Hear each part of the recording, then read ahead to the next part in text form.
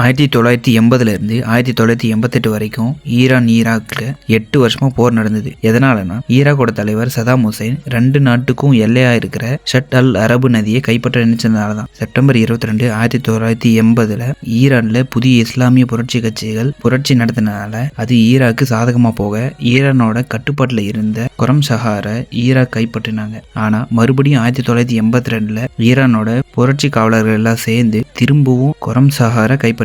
இதை பார்த்துட்டு இந்த போரை முடிவுக்கு கொண்டு வரலாம்னு ஈராக்கோட தலைவர் சதாம் ஹுசைன் நினைக்க, ஆனா ஈரான் தலைவர் ருஹோல்லா கொமேனி தொடர்ந்து தாக்குதலை நடத்திருக்காரு. கடைசியில 2 நாடுகளும் 8 வருஷத்துக்கு அப்புறமா பொருளாதார ரீதியா மற்றும் நிறைய உயிர் சேதங்கள் ஆகுதுன்னு இந்த போரை 1988 முடிவுக்கு கொண்டு வராங்க. இந்த போர்னால 2 நாடுகளுக்குமே சுமார் 2 மில்லியனுக்கு மேல பொருளாதார வீழ்ச்சி ஏற்படுது மற்றும் 1990 போர் கைதிகளை ஒருத்தர் மாத்திக்கிட்டாங்க. ஆனா இப்போ வரைக்குமே எத்தனை பேர் இந்த போர்னால உயிர் இழந்திருக்காங்க அப்படின்னு தெரியாமையே போச்சு.